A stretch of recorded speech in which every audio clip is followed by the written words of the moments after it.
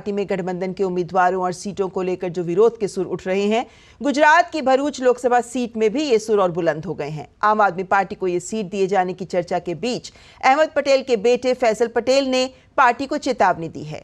उन्होंने साफ तौर से कहा है कि अगर भरूच लोकसभा सीट आम आदमी पार्टी को दी जाती है तो वो उस उम्मीदवार का समर्थन नहीं करेंगे। आम आदमी पार्टी पहले ही सीट पर अपने प्रत्याशी की घोषणा कर चुकी है और आम आदमी पार्टी ने विधायक चैतर वसावा को भरूच से उम्मीदवार घोषित किया है। कांग्रेस पार्टी को ही अगर कैंडिडेचर ये मिले तो ही कांग्रेस पार्टी को फ़ायदा होगा और इंडिया अलायंस को भी फ़ायदा होगा। भरूच डिस्ट्रिक्ट लोकसभा जीतने के लिए ज़्यादा आसानी कांग्रेस पार्टी की होगी। आम आदमी पार्टी की जो स्ट्रेंथ है हमारे एक ही असेंबली सीट में है, उसके अलावा उन्होंने 2022 में भी हर असेंबली में उन्होंने अपना डिपॉजिट भी लूज़ किया। हम अलायंस में ये अलायंस नहीं चाहते हैं भरूच डिस्ट्रिक्ट में कि ये हमें कांग्रेस को ही मिलनी चाहिए ये सीट, और जो पार्टी वर्कर्स जैसे कह रहे हैं मैं भी वैसे करते रहूँगा। मैं इस अलायंस को सपोर्ट ज़रूर नहीं करूँगा। कांग्रेस द्वारा गुजरात की भरूच सीट आम आदमी पार्टी को देने की खबरों पर पार्टी के वरिष्ठ नेता दिवंगत अहमद पटेल की बेटी और कांग्रेस नेता मुमताज पटेल ने कहा कि बातचीत अभी भी जारी है, अंतिम फैसला होना बाकी है। अभी बातचीत चल रही है, पूरा फैसला हुआ नहीं है, तो हम वेट करते हैं और इंतज़ार करते हैं। पर जब ये खबर कल आई तो नाराज़गी बहुत हुई थी हमारे पूरे काडर को। लोग कहते हैं अहमद पटेल का परिवार, तो अहमद पटेल का परिवार ना कि सिर्फ मैं और फैज़ल हैं, पर अहमद पटेल का परिवार पूरा कांग्रेस का संगठन है, ख़ास करके भरूच में। तो कहीं ना कहीं उनको एक आशा थी कि क्योंकि हमारा परिवार इन्वॉल्व है तो ये सीट कांग्रेस के पास ही रहेगी। बट जब ये खबर सुनने में आई तो बहुत नाराज़ हुए थे लोग और बहुत ही डीमोरलाइज थे। पर बातचीत अभी चल रही है और अभी कोई पूरा फैसला निर्णय नहीं हुआ है।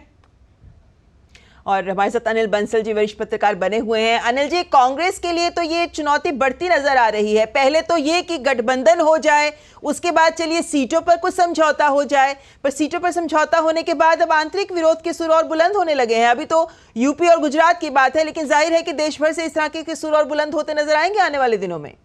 निश्चित रूप से जब आप दूसरे दल को सीट देंगे तो जो वहां आपके कार्यकर्ता हैं, वहां टिकट के दावेदार हैं, उनमें संतोष होगा।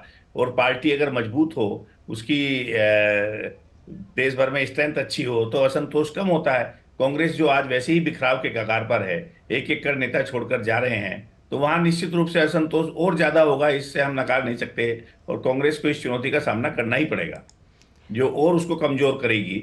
और मुझे लगता है कि जो हम कांग्रेस की इतनी चर्चा कर रहे हैं, आज कांग्रेस इतनी चर्चा लायक स्ट्रेंथ की पार्टी है ही नहीं। ममता जी, आप ये मानकर चलिए, देखिए जब प्रधानमंत्री का चेहरा सामने आता है कि लोकसभा चुनाव और विधानसभा चुनाव के मुद्दे बिल्कुल अलग होते हैं, वहां राजनीतिक परिदृश्य अलग होता है। राज्यों में कई बार दूसरी क्षेत्रीय पार्टियां जीत जाती है, कांग्रेस भी जीत सकती है, पर जब संसद का लोकसभा का चुनाव हुआ, हमने देखा दिल्ली देखा, हिमाचल, उत्तराखंड, कई राज्यों में हमने देखा, गुजरात, विधानसभा में कांग्रेस को सीटें मिली, लोकसभा में खाता भी नहीं खुला।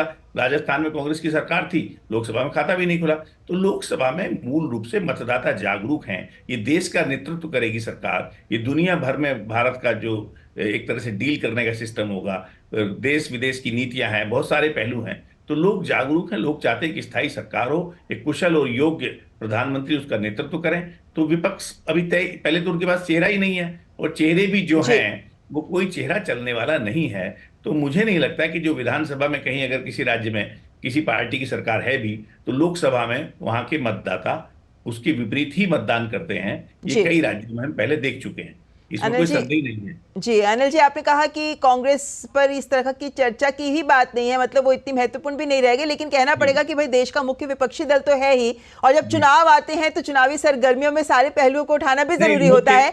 ऐसे में ये नहीं, ममता जी, मुख्य विपक्षी दल भी नहीं था, संसद में उसको मान्यता नहीं मिली थी। जी बिल्कुल ठीक बात, लेकिन दूसरा सबसे बड़ा दल। लेकिन यहाँ पे अनिल जी एक और सवाल कांग्रेस से जुड़ा हुआ, क्योंकि कांग्रेस सपा का जो गठबंधन बना है, इस गठबंधन को लेकर जाहिर है कि सवाल तो उठ ही रहे हैं। अभी कांग्रेस को बहुत चीजों पे समझौता, सीटों पर समझौता भी करना पड़ा। कहां पहले वो 10 देना चाहती थी सपा ने भी आकर 17 सीट कर दिया। अब उसको देने की बात कर रहा हूं, 2017 में समाजवादी पार्टी और कांग्रेस विधानसभा चुनाव मिलकर लड़े थे। बिल्कुल। तो क्या परिणाम हुए? वो तो ये कोई नया प्रयोग नहीं है। 2019 में लोकसभा मिलकर लड़े थे सब, सपा, बसपा, रालोद और ये कांग्रेस। 2017 में सपा और कांग्रेस का गठबंधन था, तो योगी जी कितनी भारी बहुमत से उत्तर प्रदेश में भाजपा की सरकार बनी थी।